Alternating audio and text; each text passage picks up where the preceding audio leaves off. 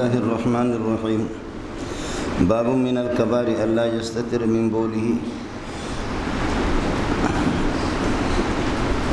یہ نواقصات وضو ہی کا بیان ہو رہا ہے، بعض جگہوں میں ان کا تذکرہ آ گیا، انہی میں سے ایک بول ہے، اور بول سے اجتناب نہ کرنا یہ گناہ کبیرہ ہے، اور یہ ہے کہ اس سے آدمی احتیاط کرے، اپنے آپ کو بچائے۔ باب من الکبائر اللہ یستتر من بولہ، کبائر میں سے یہ بھی ہے کہ اللہ یستتر من بولہ، کہ آدمی اپنے پیشاب سے یہ ہے کہ آڑ نہ بنائے، اور اپنے پیشاب سے یہ ہے کہ اجتناب اور احتیاط نہ کرے۔ وبه قال حدثنا عثمان وقال حدثنا جرير عن منصور عن مجاهد عن ابن عباس رضی اللہ عنہ قال مر النبي صلی اللہ علیہ وسلم بحائط من حیطان المدینہ، مدینہ کے باغات میں سے کسی باغ سے آپ کا گزر ہو گیا۔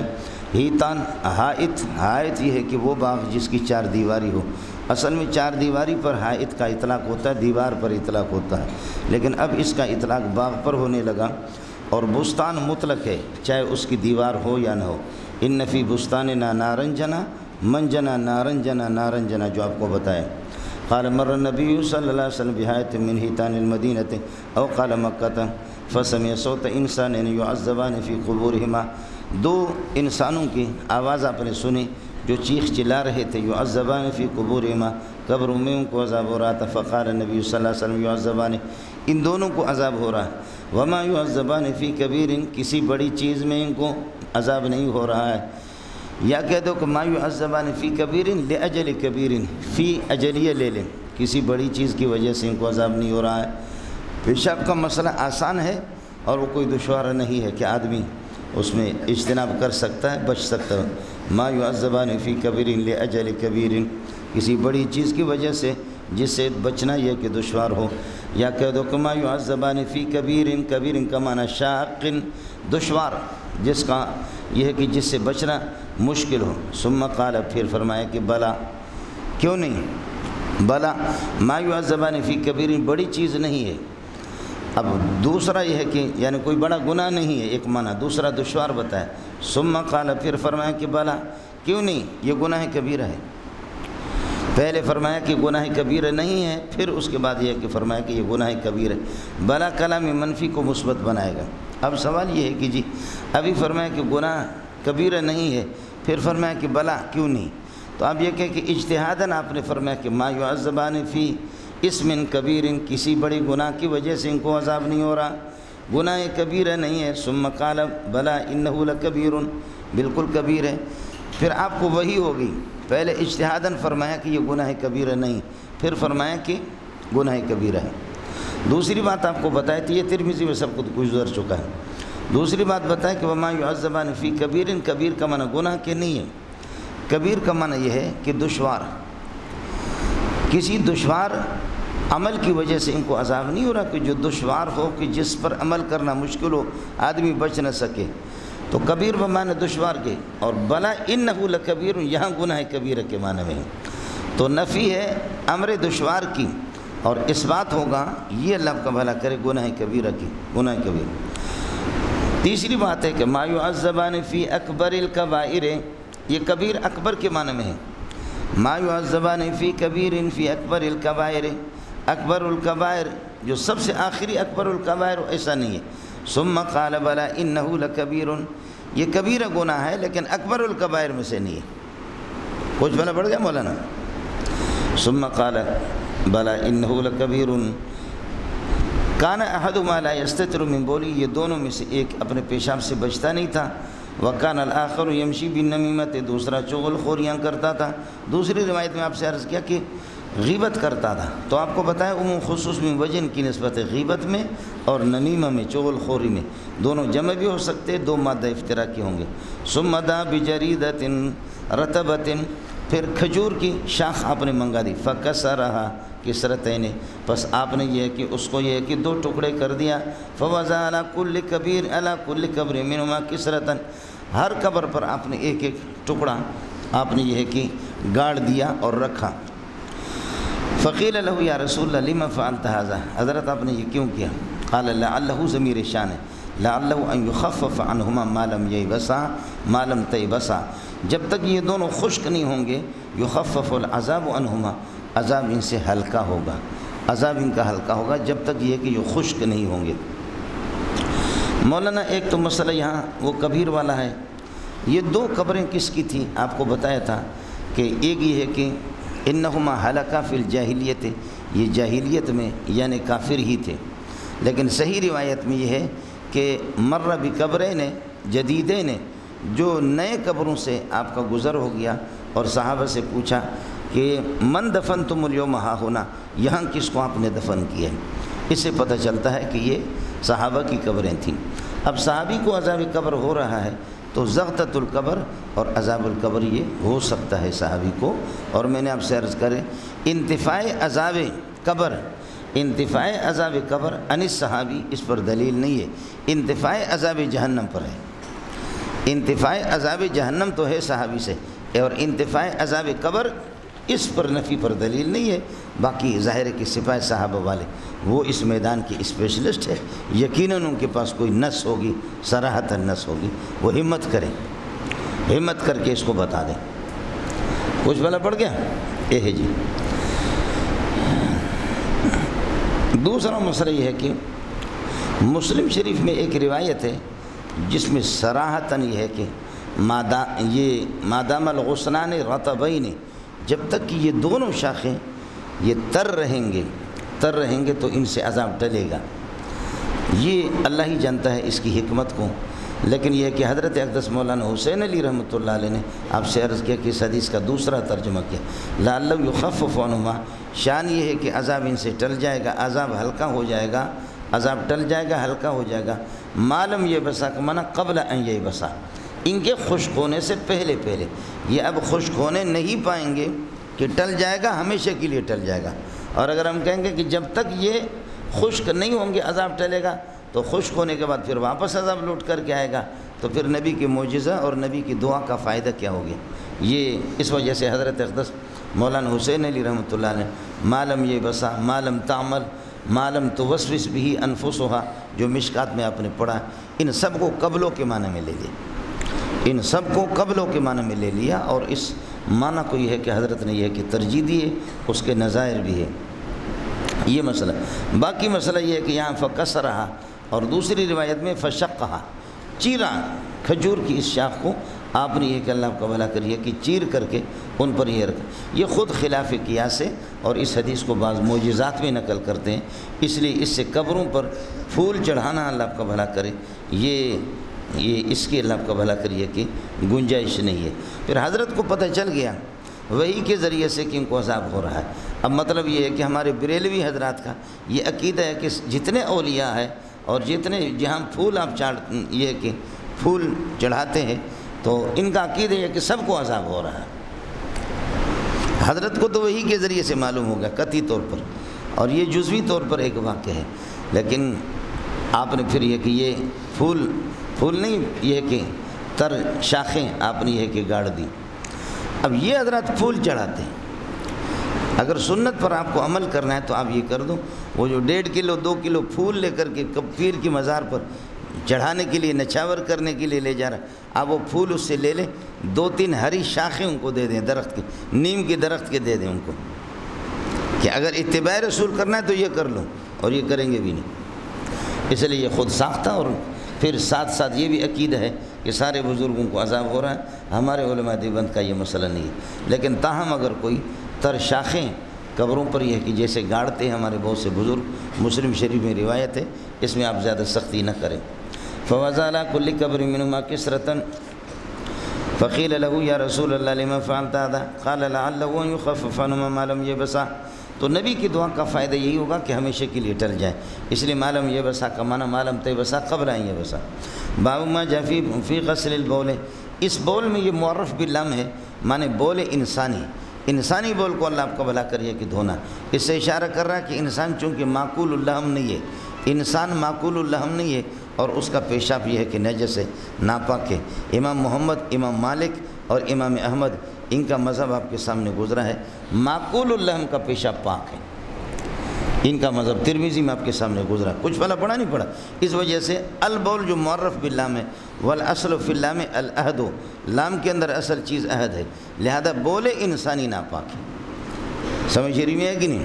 لیکن ہمارے دلائل آپ کے سامنے گزر چکی ہے. استنزہوا عن البول فإن عامۃ عذاب القبر منہ، تنزہوا عن البول فإن عامۃ عذاب القبر منہ. کچھ بھلا نہیں پڑھا، یہ ساری روایتیں گزر. باب ما جاء فی غسل البول، وقال النبی صلی اللہ علیہ وسلم صاحب القبر، صاحب قبر کے بارے میں آپ نے فرمایا کان لا یستتر من بولی، آپ اپنے بول سے بچتے نہیں تھے. ولم یذکر سوا بول الناس، لوگوں کے پیشاب کے علاوہ آپ نے کسی اور بول کا تذکرہ نہیں کیا. معلوم یہ ہوتا ہے کہ انسانوں کا پیشاب ناپاک ہے، اور وہ چونکہ غیر معقول اللحم ہے، انسان کے گوشت کو نہیں کھایا جاتا ہے، غیر معقول اللحم. اس وجہ سے معقول اللحم مفہوم مخالف ہمارے ہاں قابل اعتبار بھی نہیں، لہذا معقول اللحم کہ جانوروں کا پیشاب پاک ہوگا. بخاری کا اپنا مذہب بھی یہی. وقال النبی صلی اللہ علیہ وسلم صاحب القبر کان لا یستتر من بولی ولم یذکر سوا بول الناس، انسانی پیشاب کے علاوہ باقی کسی چیز کا تذکرہ آپ نے نہیں کیا. وبه قال حدثنا يعقوب بن ابراهيم قال اخبرنا اسماعيل بن ابراهيم قال حدثني روح بن قاسم قال حدثنا تام بن ابي ميمونه عن انس بن مالك رضي الله عنه قال كان رسول الله صلی اللہ علیہ وسلم اذا تبرز لحاجته، جب قضاء حاجت کے لیے باہر تشریف لے جاتے، کھلے میدانوں کی طرف نکلتے، براز ہوئی ہے میدان واسع، اتیتو بماء، پانی میں لے کر کے آتا، فیغسل به، اسی سے استنجا کرتے اور یہ کہ اس سے وضو بناتے. باب یہ بمنزلۃ الفصل من الباب السابق. وبه قال حدثنا المثنى قال حدثنا ابن حازم قال حدثنا مشهور مجاهد عن طاووس عن ابن عباس رضی اللہ عنہما قال مر النبی صلی اللہ علیہ وسلم بقبرین، دو قبروں پر آپ کا گزر ہو گیا. یہ قبرین یہاں پر ظرف ہے، یہ ظرف. اور فقال انہما، اب انہما کی ضمیر قبر کی طرف راجع ہے، لیکن قبر اب مقبور کے معنی میں ہوگا، مدفونین کے معنی میں ہوگا. فقال ان المقبورین ان المدفونین فیہما، ان قبروں کے، یہ صنعت استخدام جو آپ سے عرض کر چکا ہوں، یہ ساری باتیں گزر چکی آپ کے ساتھ. فقال انہما لا يعذبان، ان دونوں قبر والوں کو یعنی مقبورین کو اور مدفونین کو اور میتین کو دونوں کو عذاب ہو رہا ہے. وما يعذبان فی کبیر، کسی دشوار مسئلے میں، یہ دشوار عمل میں ان کو عذاب نہیں ہو رہا. اما احدهما، ایک فکان لا یستتر من البول، واما الاخر فکان یمشی بالنمیمۃ ثم اخذ جریدۃ رطبۃ فشقها نصفین. اصل روایت میں یہی شق ہے، اور یہ شق اللہ آپ کا بھلا کرے خود خلاف قیاس ہے. دونوں میں بہت فرق ہے ملنگو. یہ ایک گز ہے، کھجور کی شاخ ہے، ایک گز ہے، اس کو اگر آپ توڑیں گے، کسر کریں گے تو کسر میں پھر آدھا گز اس قبر پہ، آدھا گز اس پر، اور اگر شق کریں گے تو اس کو ایسے چیریں گے تو پھر یہ دو گز بنیں گے، ہر ایک کا گز گز ہے. اکثر روایت کے اندر شق آتا ہے، اور یہ خود خلاف قیاس ہے. آپ کو کچھ فریاد سمجھ میں آ رہا نہیں آ رہا؟ جی.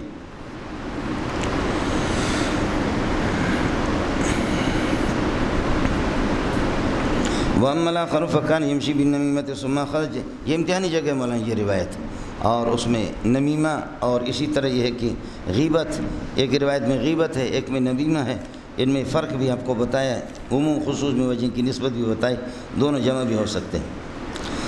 وَأَمَّا الْآخَرُ فَكَانَ يَمْشِي بِالنَّمِيمَةِ ثُمَّ أَخَذَ جَرِيدَةً رَطْبَةً فَشَقَّهَا نِصْفَيْنِ فَغَرَزَ فِي كُلِّ قَبْرٍ وَاحِدَةً، ہر قبر میں یعنی ہر قبر پر آپ نے یہ کہ ایک یہ کہ گاڑ دیا. قالوا یا رسول اللہ لما فعلت هذا قال لعلہ میں ضمیر شان ہے، لعلہ يخفف عنهما ما لم يبسا. قال ابن المثنى وحدثنا وكيع قال حدثنا اعمش. حضرت اعمش چونکہ باوجود سلیمان ابن مہران جس کو کہتے ہیں، باوجود جلالت شان کے مدلس ہے، تدلیس کرتا رہتا ہے، مجاہد سے انانا کے ساتھ نقل کر رہا ہے. اب خیال کر لینا. قالوا یا رسول اللہ لمن قال لا يخفف ما لم يبسا. قال ابن المثنى، محمد بن المثنى فرماتے ہیں حدثنا وكيع قال حدثنا الاعمش قال سمعت مجاہدا مثله. یہاں اعمش نے سما کی تصریح کر دی، سمجھے، اس کا ازالہ کر دیں. باب ترک نبی صلی اللہ علیہ وسلم والناس العربیہ حتی فرغ من بولی فی المسجد. حضرت کا اور صحابہ کا بدو کو ذوالخویسرہ نام تھا اس کا، ذوالخویسرہ کو چھوڑنا، حتی فرغ من بولی، یہاں تک کہ اپنے پیشاب سے فارغ ہو گیا مسجد کے اندر. مولانا خیال کر لینا، ابھی بتایا کہ پیشاب اکبر الکبائر کبیرہ ہے، لیکن اس کے بعد اب بتا رہے ہیں کہ اس سے حتی الامکان آدمی اجتناب کرے کہ یہ کبیرہ، یہ پیشاب پھیلے نہیں. اس کا پھیلاؤ نہ ہو جہاں پر بھی. لہذا اس لیے بتاتے ہیں کہ اب اگر مسجد میں کوئی پیشاب کر رہا ہے تو اگر شروع کر لیا تو اسی جگہ پر اس کو چھوڑو. اگر بھگاؤ گے تو شر وہ پوری مسجد کو خراب کرے گا. لہذا یہ وہ قاعدہ ہے اذا ابتلیت ببلیتین فاختر اہونہما، جب دو مصیبتوں میں گھر جاؤ تو فاختر اہونہما، ان میں سے آسان کو اختیار کر لو. اذا ابتلیت ببلیتین فاختر اہونہما. دوسری حدیث آپ پڑھیں گے ما خیر رسول اللہ صلی اللہ علیہ وسلم بین امرین الا اختار اہونہما. حضرت صلی اللہ علیہ وسلم کو جب بھی دو مشکل باتوں میں آپ کو اختیار دیا گیا تو ان میں سے آسان کو اپنے اختیار کر. میں لڑکوں کو کہتا ہوں اس کی مثال یہ ہے کہ ادھر سے وزیرستانی کا ڈمپر آ رہا ہے، ڈمپر ہے، آپ کے پاس چھوٹی کار ہے اور ادھر سے بھینس ہے، تیسرا کوئی راستہ ہی نہیں ہے، تو بتاؤ ڈمپر کے ساتھ ٹکراؤ گے یا بھینس کے ساتھ؟ ٹکرانا تو ضرور ہے آپ کو، تیسرا راستہ نہیں ہے. تو آپ ڈمپر کی اس کے ساتھ بھینس کے ساتھ ٹکرائیں تو اچھا ہے. خیال کر لینا اذا ابتلیت ببلیتین فاختر اہونہما. اب کیا ہے، مسجد میں پیشاب کر رہا ہے، یہ بھی ایک مصیبت ہے، سمجھے، ایک جگہ پر، اور اس کو بھگاؤ تو بڑی مصیبت ہے. پھر شر ایک تو یہ مسئلہ، پھر پوری مسجد کو خراب کر. دوسرا مسئلہ یہ کہ بریک لگائے گا تو اس کو پھر مسانے کی تکلیف بھی نہ ہو، بیماری میں مبتلا نہ ہو، سوزش کی بیماری اس کو نہ لگے. اس لیے حضرت نے فرمایا کہ رہنے دو، ایک جگہ کو خراب کرے گا. اب اس کے پاک کرنے کے 3 طریقے ہیں. پانی ڈالیں گے، پانی جا کر کے ختم ہو جائے گا، پھر پانی ڈالے، پھر وہ پانی جا کر کے ختم ہو جائے گا، پھر وہ پانی ڈالو تو تب بھی پاک ہو جائے گا. دوسرا وہ مٹی وہاں سے اٹھاؤ، مٹی وہاں سے اٹھاؤ، اور تیسرا یہ کہ اس کو بہا دو، یا زمین خود بخود خشک ہو جائے گی. زکاۃ الارض یبسها. یہ 3 طریقے ہمارے ہیں زمین کو پاک کرنے کے. آپ کو کچھ پلا پڑ گئے نہیں پڑ گئے؟ قالین مسجدوں کی جس کو کیمیکل لگا کر کے چپکاتے، بچے نے پیشاب کیا، آپ یہ کر دیں، بالٹی لائیں پانی، اور یہ کہ اس پر پانی ڈال دیں، پھر کسی کپڑے سے اس کو اللہ کو بھلا کرے صاف کریں، اس کو پونچھ کر کے پھر اس کپڑے کو دھوئیں، اور پھر اس کے بعد واپس پانی ڈال دیں، پھر اس کپڑے سے اللہ آپ کا بھلا کریے کہ اس کو پونچھیں، اور یہ اس کو کپڑا اس کو جذب کرے پانی کو، پھر اس کپڑے کو دھوئیں، پھر صاف پانی ڈال دیں. یہ 3 طریقے سے. پورے قالین کو کہاں دھو گے؟ آپ کی اس مسجد کے اندر پوری ایک قالین ڈلے بنور ٹاؤن کی مسجد میں، پورے کو آپ دھوئیں گے؟ آپ کو مسئلہ سمجھ میں آگے نہیں آگے؟ تو زمین کو پاک کرنے کا طریقہ یہ کہ مٹی وہاں سے اٹھاؤ، یا اس کو دھو، یا یہ کہ اللہ آپ کا بھلا کرے خشک ہو جائے. زکاۃ الارض یبسها، اے طہارت الارض یبسها. زمین جب خشک ہو جائے گی پاک. اور اب ایک جگہ کو اللہ آپ کا بھلا کریے کہ آپ کیا کریں گے؟ اس کو دھوئیں گے یا اس کی مٹی اٹھائیں گے، آسان ہے. لیکن اس کو بھگاؤ گے تو پوری مسجد کو خراب کریں گے. اس لیے اس موقع پر آپ نے فرمایا انما بعثتم میسرین. فقیہ کی ذمہ داری ہے کہ لوگوں کے لیے آسانی پیدا کرے. انما بعثتم میسرین ولم تبعثوا معسرین. اور بعثتم صحابہ کو کہہ رہا ہے، نتیجہ یہ نکلا کہ صحابہ مبعوث ہے. بولو ارے ملنگو، صحابہ کیا ہے؟ مبعوث ہے. اور صحابہ کون ہے؟ نبی کے شاگرد ہے. نتیجہ نکلا حدیث پڑھنے والے سارے مبعوث من اللہ ہے. یہ میرے طرف سے لے لو تحفہ.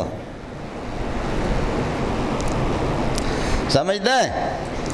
فرق ہوگی، یقیناً فرق ہوگا. اللہ باعث ہے، نبی مبعوث ہے اور امت مبعوث الیہ میں، لیکن علماء بھی مبعوث ہے، صحابہ بھی مبعوث ہے، تابعین بھی مبعوث ہے. سب کو سبحان اللہ. اس کے بعد اگر آپ کو سمجھ میں نہ آئے، اب خیال کر لینا مولانا، باب ترک نبی صلی اللہ علیہ وسلم، نبی کا چھوڑنا مفعول آگے آ رہا ہے العربی. باب ترک نبی صلی اللہ علیہ وسلم والناس سے، اور صحابہ کا بھی چھوڑ دینا. بدو کو ناواقف تھا. حتیٰ فرغ من بولی، یہاں تک کہ پیشاب سے ایک جگہ پر فارغ ہو گئے، فی المسجد، مسجد کے اندر پیشاب کر لے. یہ وہی ہے میں نے عرض کیا کہ آسانی پیدا کرنا کہ بھئی ایک جگہ پیشاب. دوسرا آپ دیکھیں کہ آپ کی کتاب پہ لکھا ہوا باب ترک نبی صلی اللہ علیہ وسلم والناسو. بولو باب ترک نبی صلی اللہ علیہ وسلم والناسو.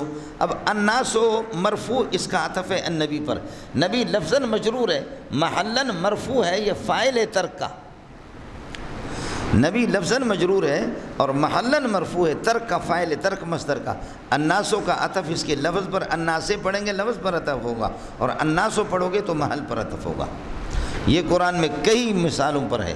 آپ نے سنا ہوگا قرآن میں کہ یہ کہ آیت ہے اولئک علیہم لعنۃ اللہ والملائکۃ والناس اجمعین، اولئک علیہم لعنۃ اللہ، لعنت کا فاعل اللہ ہے، لفظ اللہ، اولئک علیہم لعنۃ اللہ والملائکۃ والناس اجمعین، یہ لفظی طور پر لفظ اللہ پر ملائکہ الناس کا عطف ہے۔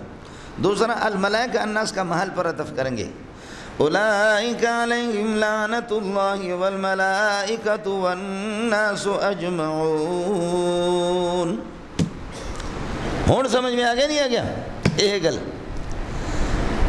ہاں معلوم کو وَأَذَانٌ مِّنَ اللَّهِ وَرَسُولِهِ إِلَى النَّاسِ يَوْمَ الْحَجِّ الْأَكْبَرِ أَنَّ اللَّهَ بَرِيءٌ مِّنَ الْمُشْرِكِينَ وَرَسُولُهُ، رسولوں کا عطف لفظ اللہ پر، اللہ تو منصوب ہے،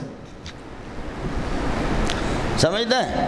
تو لفظ اللہ کے محل پر قبل دخول ان کے داخل ہونے سے پہلے گویا کہ وہ محل مرفوع، محل پر عطف ہے ورسولہ کا، گڑ گڑ نہ کرو، یہاں بھی اسی طرح ہے، یہ چھوٹی سی بات تھی، اس کا خیال کر لینا۔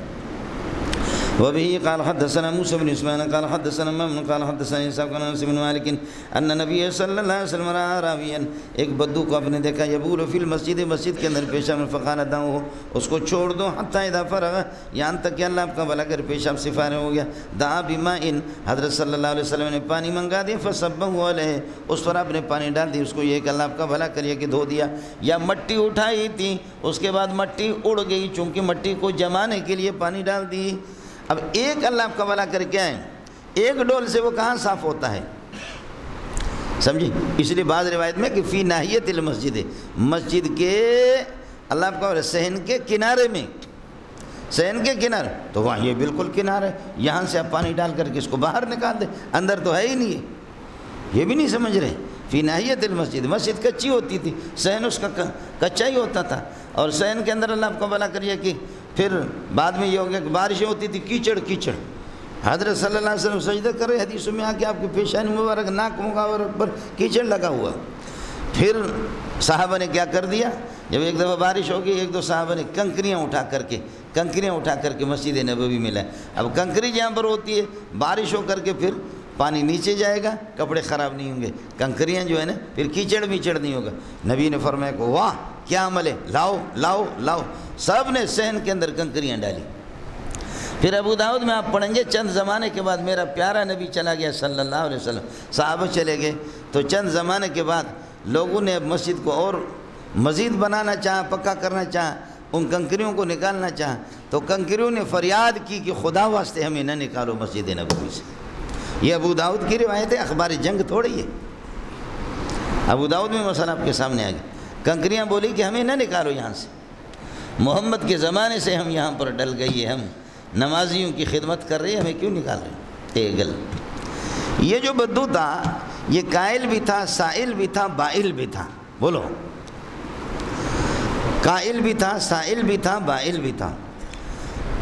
آ کر کے اس نے نماز پڑھی، نماز پڑھ کر کے پھر اس کے بعد اللہ آپ کا بھلا کریے کہ کیا ہے، دعا کی، اللہم ارحمنی و محمدا ولا ترحم معنا احدا، اے اللہ مجھ پر محمد پر رحم کرو، باقی ہمارے ساتھ کسی کے ساتھ رحم نہ کرو، ہم دونوں پر رحم کرو، باقی کسی پر رحم نہ کرو۔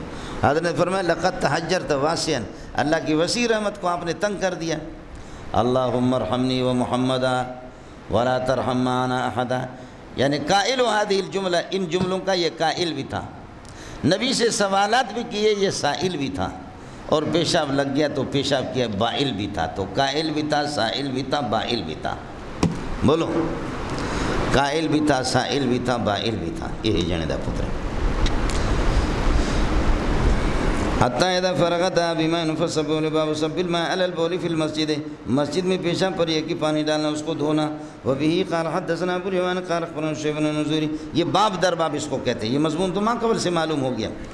عن الزهري قال اخبرنا عبيد الله بن عبد الله بن عتبة بن مسعود ان ابا هريرة قال قام اعرابي، بدو کھڑا ہو گیا، فبال فی المسجد، مسجد میں پیشاب کیا، فتنہ، بیمار ہوگا، ایک تو کہتے صحابی تھا، بدو کا معنی تھا صحابی تھا، نماز پڑھی تو صحابی تھا، مسلمان تھا، مسجد میں کیسے پیشاب کرا، ایک تو کہتے اس کو بیماری تھی، سمجھ رہی ہے کہ سلس البول کی بیماری ہے. شوگر والوں کو مولانا آج اس کی بہترین مثال ہے شوگر والوں کو پیشاب لگتا ہے، وہ اللہ آپ کا بھلا کرے. ادھر باتھ روم ہے، کبھی شوگر جب ہائی لیول پہ جب پہنچ جاتی ہے نا تو ادھر باتھ روم پہنچ نہیں پاتے کہ اس سے پہلے پیشاب نکل جاتا. سمجھے؟ بعض لوگ پیشاب کو روک نہیں سکتے.